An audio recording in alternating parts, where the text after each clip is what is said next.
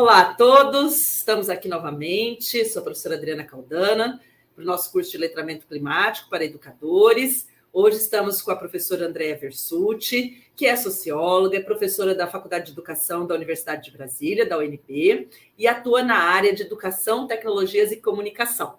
E vai aqui, conversar conosco um pouquinho e conduzir a nossa aula junto comigo hoje aqui. Bem-vinda, professora Andrea. Muito obrigada. Olá, pessoal, todas as pessoas. Eu estou muito feliz com essa oportunidade de estar aqui nessa aula com você, Adriana, com todo mundo do curso. Fico muito feliz com o convite. E a proposta dessa nossa conversa, ela vai de encontro aos estudos que eu tenho me detido mais em relação à intersecção entre educação, tecnologias e comunicação do ponto de vista das linguagens no digital. Né? Então, se a Adri puder começar aí a projetar, aí a gente vai conversando, tá bom? O tema que eu pensei, né, para essa nossa conversa, esse nosso bate-papo,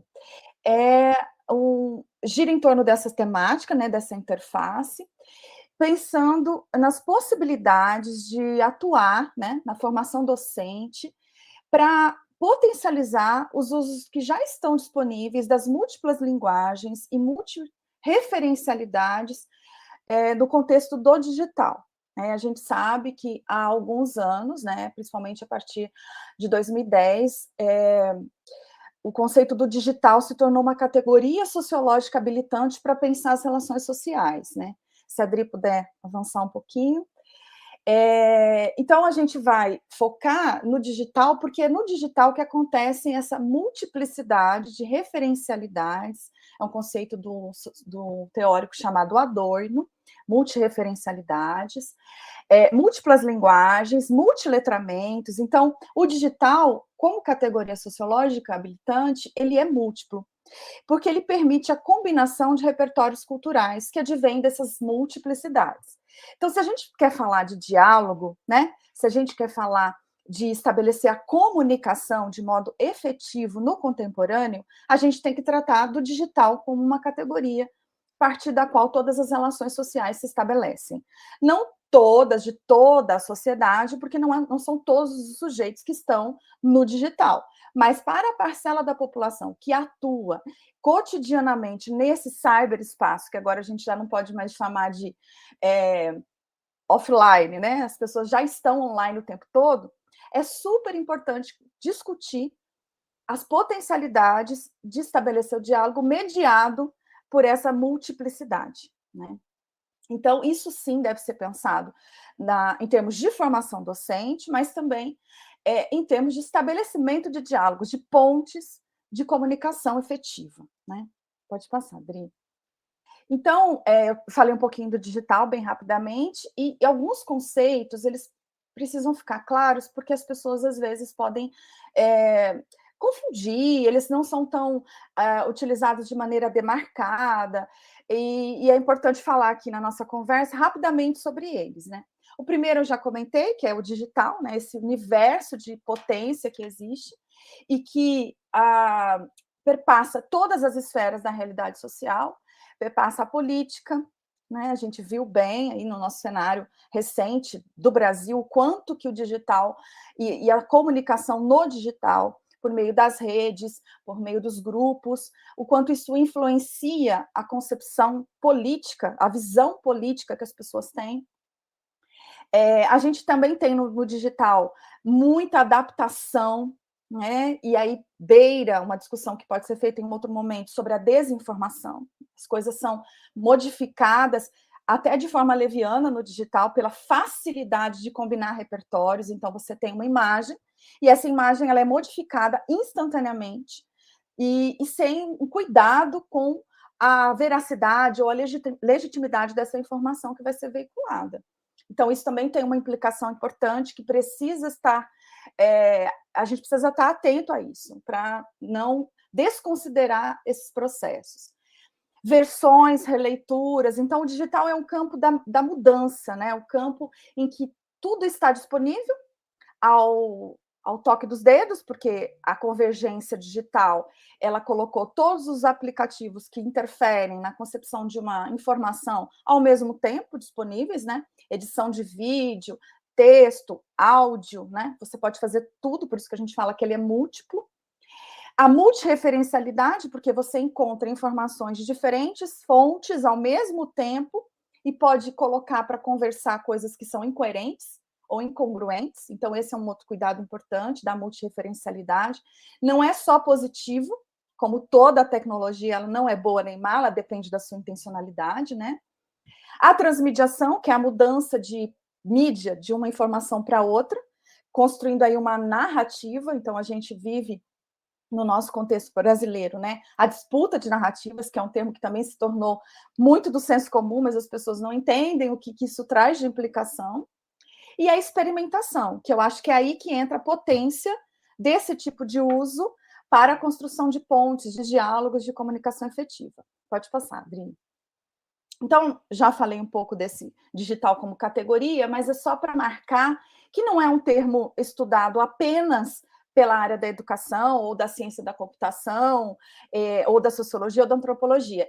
Compreender o digital como categoria e os estudos sobre, no e do digital, eles competem a todas as áreas do conhecimento, porque eles interferem em todas as áreas da realidade social, como eu disse um pouquinho atrás, né? Então, a gente tem um debate que vai também em relação às políticas públicas, aos direitos sociais, né? O direito à internet, o direito à alfabetização informacional de qualidade, essa ponte que precisa ser estabelecida vai da arte, da engenharia, da computação, da sociologia. Então, é um campo muito fértil para pesquisas, para estudos, e há pouco conhecimento e pouca legislação, embora a gente tenha o Marco Civil da Internet de 2014 e a LGPD, que está ainda em construção, a gente tem pouca aplicação e poucos estudos que se aprofundam nessa dinâmica do digital que é tão complexa. Tá? Pode passar.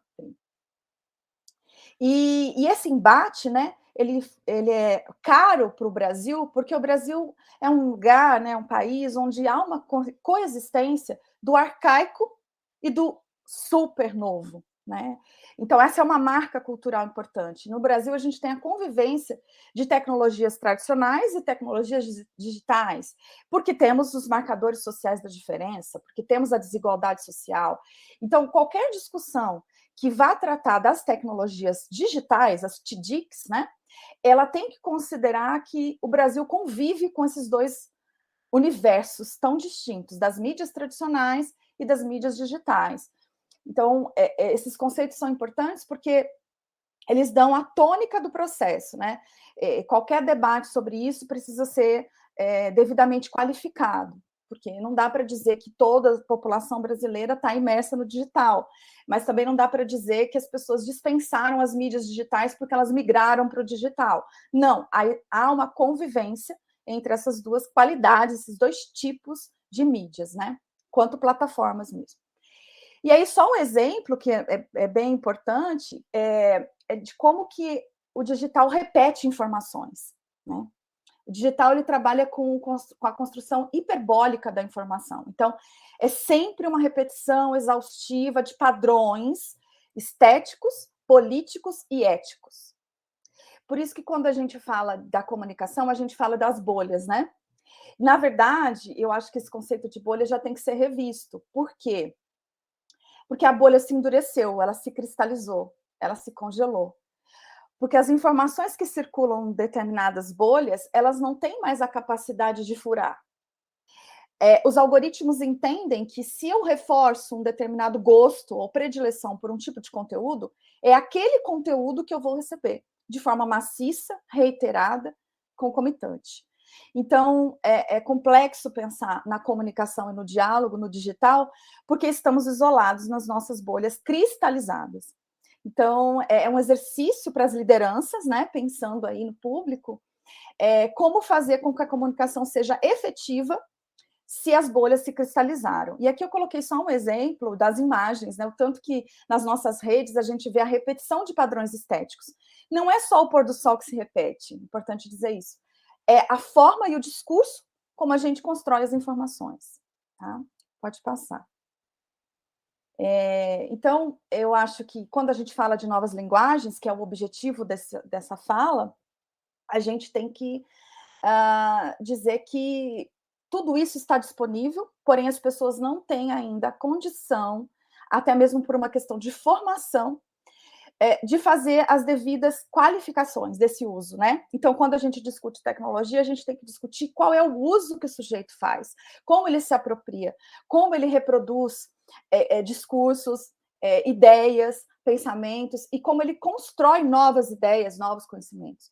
Então, eu acho que qualquer debate sobre o diálogo, ele precisa discutir as possibilidades dos multiletramentos, das multireferencialidades, e de como, enquanto política, né, política de Estado, a gente tem que pensar a educação para isso. A educação para a mídia ela é fundamental, porque é ela que vai dar os filtros, né, as condições para o debate qualificado dessas temáticas.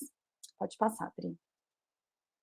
Aí eu falei um pouco da curadoria, né, que todo professor é um grande curador, né? Todo líder é um grande curador, porque ele seleciona aquilo que vai ser disponibilizado. E qualificar esse curador é uma discussão muito importante, muito necessária, e ela precisa ser enfrentada, né? Numa educação para o contemporâneo, para o futuro, para as perspectivas de diálogo. Pode passar.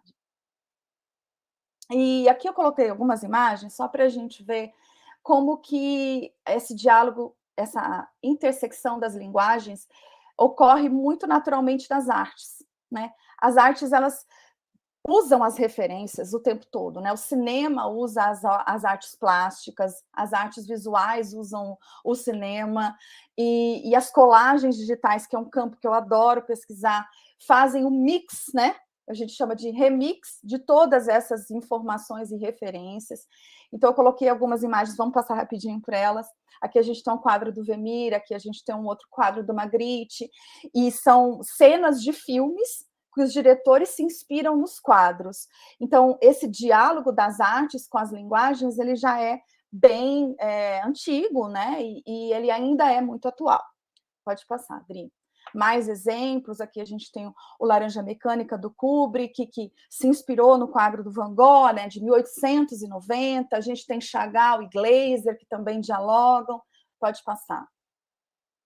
Aqui o filme do Coringa, né, que é um filme bem famoso, premiado, do Joaquim Fênix. A performance corporal do Joaquim Fênix se baseou nas pinturas do Egon Schiele, desse corpo esquálido que se movimenta, que tem dor, que tem, né, um distensionamento muscular muito forte. Isso inspirou a produção do filme, né, e o ator na composição estética do personagem. Então, são alguns exemplos, só para ficar mais claro. Tarantino, que trouxe um Django negro, né, um personagem principal, inspirado num quadro do Gainsbourg de 1770. Então, o figurino azul, o figurino da nobreza desse personagem, ele é usado como um contraponto pelo Tarantino. A gente tem Forrest Gump, dirigido pelo Zemeckis, e um quadro de 1948. Então, esse diálogo é muito interessante fazer essa pesquisa. A gente tem um banco de dados aqui na FE, na Faculdade de Educação, da disciplina de Cinema e Educação, em que a gente faz esse levantamento dos paralelos, né, que a gente chama, e das referências, que é muito interessante assim, para conhecimento, porque a educação estética ela exige a fruição, né? Então, quando a gente fala da arte, a gente tem que expor a arte para as pessoas terem conhecimento dela. E a mesma coisa com a informação. Então, se você expõe, você destrincha, você revela as camadas interpretativas e isso fica mais materializado, né? Pode passar, Adri.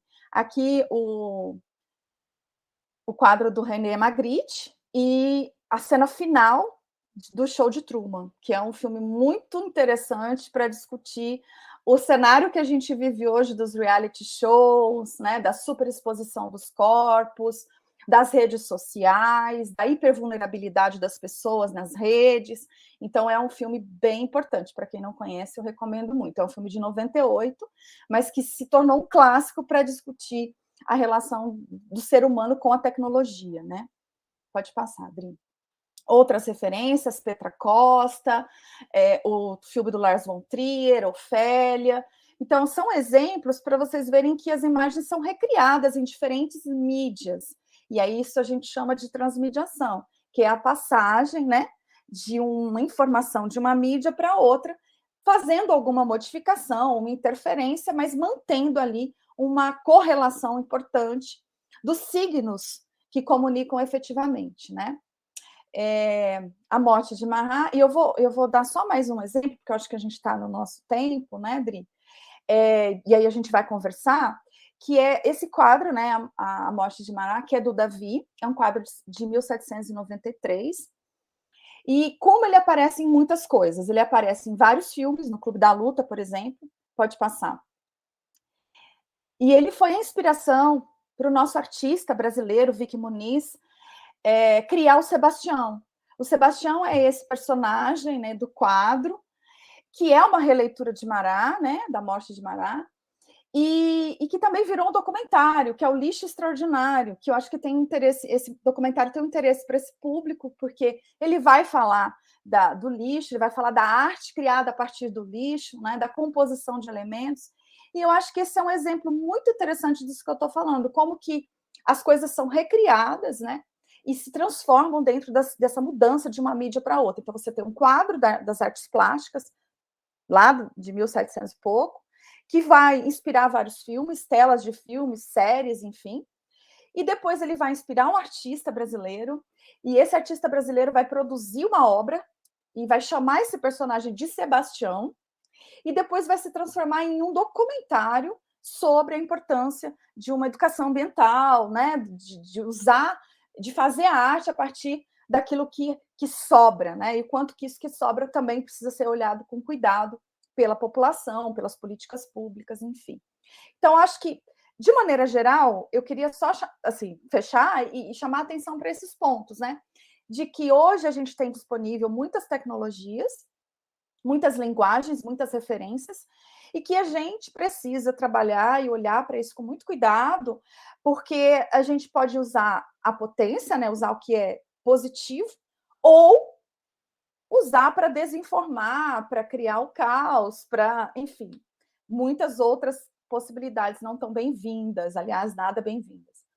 E é isso, agora eu estou disponível para a gente bater um papo aqui, eu acho que eu já me estendi, mas é que as imagens elas me capturam. Muitos insights, né? Eu acho que o pessoal aqui também, ao longo da sua fala, foi fazendo algumas conexões, e acho que a mais importante de todas que me veio assim nesse momento, para o começo da nossa conversa aqui, né? Fazendo as conexões, é o professor como um inspirador, né? Como curador.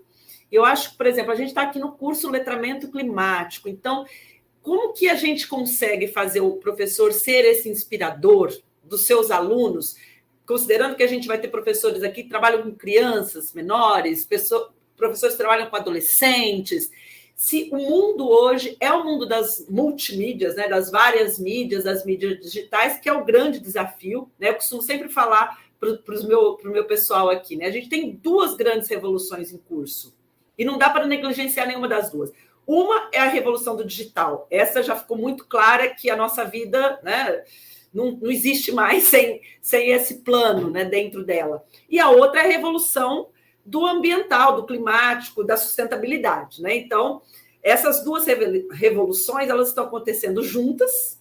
O professor fica no meio como um grande líder, como esse inspirador, como esse curador, né? E como que ele vai conseguir fazer essas costuras, né? Essas pontes. Eu acho que, assim, a gente está aqui no curso de letramento climático, no material, os professores viram algumas sugestões, né, de como trabalhar aquela temática daquela aula em sala de aula com os alunos, mas eu acho que a sua aula, Andréa, ela abre uma grande perspectiva de pensar em explorar muito mais coisas que dialogam de fato com esse novo público, né, de crianças e adolescentes que já são nativos digitais, né? Sim, e é muito interessante, Dri, pegando o gancho na sua fala, como que isso reverbera. Eu vou falar um pouquinho da experiência que a gente tem com crianças na extensão, né? Porque nós temos um projeto de extensão, o projeto Universidade Escola Sem Muros, e que a base dele é a trabalhar oficinas de multiletramento com as crianças. E a gente vem fazendo isso desde 2017 numa escola no Recanto das Emas, que é uma região administrativa periférica do Distrito Federal, algumas crianças em situação de vulnerabilidade social, é uma escola pública, que nos acolheu, e há muito tempo a gente trabalha com a equipe pedagógica, e a gente leva para essas crianças muitas referências das artes, porque, lembra, o diálogo com a educação estética, né? Porque a estética, ela permite um campo muito diverso de entradas para o curador. Então, se você leva... A gente já fez a experiência de levar um pintor, que é o Alfredo Volpi, conhecido como pintor das bandeirinhas, que é um pintor ítalo-brasileiro. Muito fácil, porque ele trabalha com formas geométricas simples, né?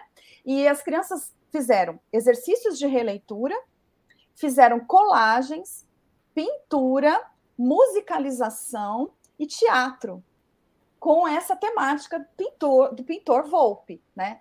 E o resultado desses trabalhos depois é exposto para toda a comunidade escolar. A gente tem um acervo digital desse material, e a gente também, no período pandêmico, a gente não pôde ir para a escola, ninguém pôde mais, né? Foi um período horrível para as crianças, e a gente fazia várias tentativas de chamar a comunidade escolar para o digital, que eles já estavam fazendo outras coisas, mas para olhar esse material, para alimentar a nossa página no Instagram. Quem quiser conhecer, é @projeto USM, porque a gente... Repete, que eu acho que falou muito rápido. É @projeto UESM, Universidade Escola Sem Muros. E lá a gente fez uma curadoria também do digital, porque o material estava no digital, o material vindo da experiência prática. E qual que é o resultado desse diálogo com as crianças? Elas adoram, elas se sentem muito contempladas em trazer referências da vida delas. Então, teve desenho de criança que usou Minecraft para representar o Volpi, né, num movimento de transmediação. Então, os repertórios das crianças compõem os entendimentos que elas têm dos conteúdos que a gente está trazendo. Então, é tudo muito dinâmico.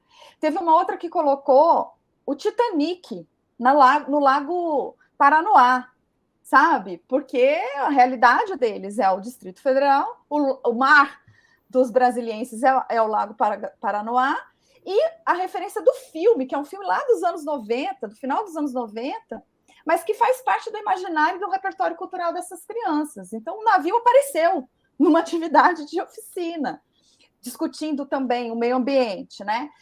Algumas crianças, um dos quadros muito famosos do Volpi é A Sereia. É um quadro bem simples, em aquarela, ou em óleo sobre tela, aliás, na aquarela. E as crianças fizeram essa releitura da sereia no Mar do Nordeste. Uma criança que tinha a infância baiana, ela fez essa sereia no Mar do Nordeste com as manchas de óleo.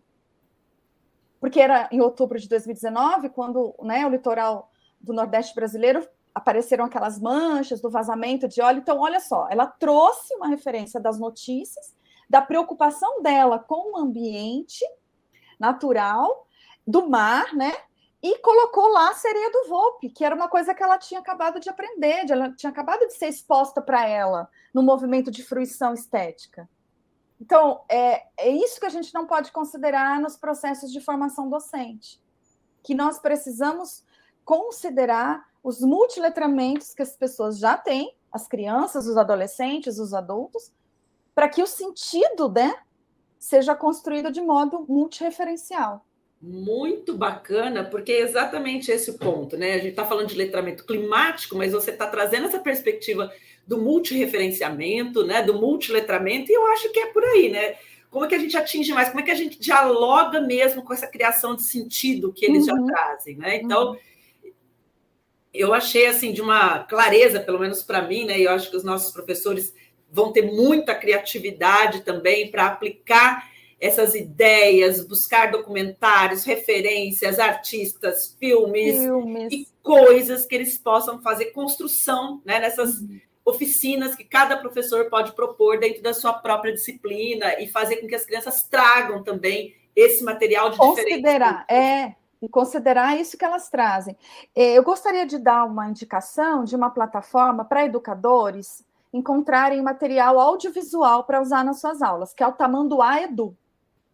O Tamanduá Edu é uma plataforma... O canal Curta também é muito bom, mas o Tamanduá Edu, ele permite uma assinatura num valor bem acessível para professores. Então, se você é professor da educação básica, professor do ensino superior, você pode se cadastrar e receber mensalmente os documentários, os curtas, os filmes que estão sendo discutidos, com já algumas indicações de relação com o conteúdo didático, né? Então, esse filme ele pode ser trabalhado na área tal de geografia, mas também na de ciências, mas também na de artes, mas também na literatura, porque a ideia é trabalhar a convergência dos conteúdos e não a segmentação ou a fragmentação do conteúdo, porque isso não tem nada a ver com o digital, né?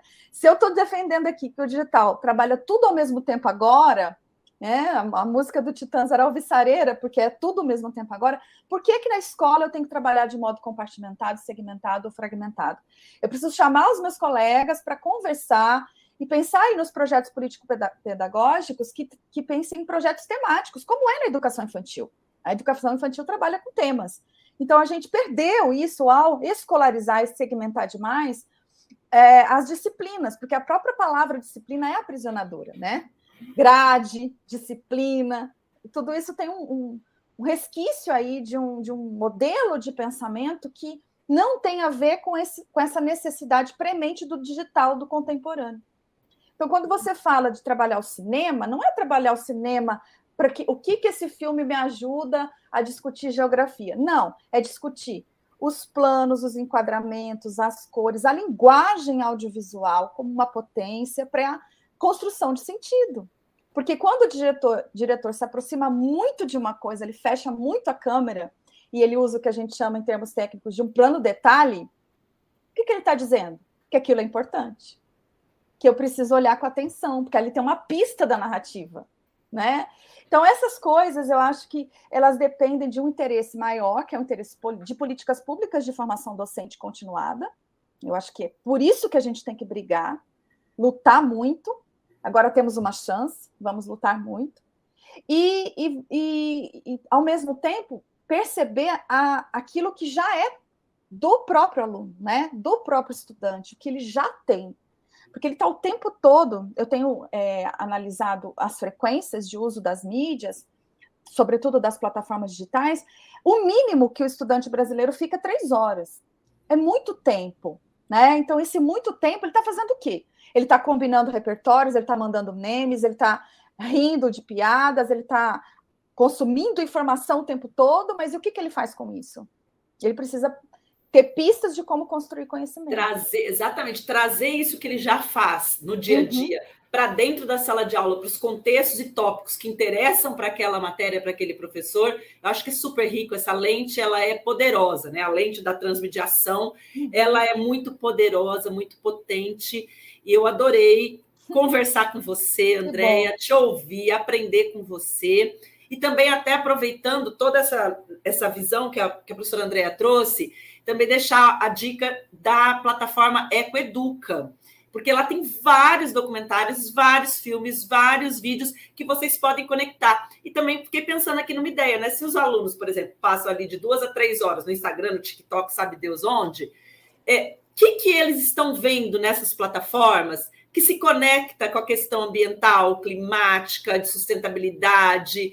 Então, e trazendo esses exemplos, pedir para eles trazerem a linguagem dos memes para dentro da sala de aula, fazer colagens, fazer mostras, né, baseadas nessas coisas que eles vão até ter um prazer muito grande de trazer, né, de fazer o trabalho, né, não fica aquela coisa pesada, trabalho da matéria do professor tal.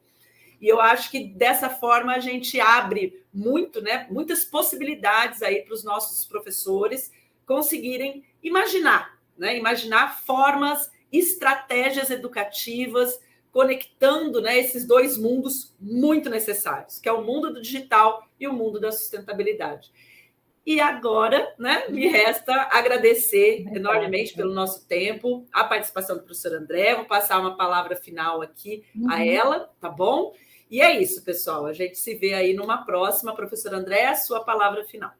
Então, eu queria agradecer, queria dizer que esses momentos de encontro, eles no digital, né? Nós estamos aqui graças à mediação tecnológica, conversando, E eu espero que tenha sensibilizado vocês. Tem muito mais coisas, né? Tem muito mais. Sobre colagens digitais, se vocês colocarem lá digital colagem como uma hashtag, vocês vão encontrar muitas imagens que combinam o humano com a natureza, com a diversidade, enfim, dá para fazer um trabalho lindo de colagens com os alunos e pensando na questão da multiplicidade, né?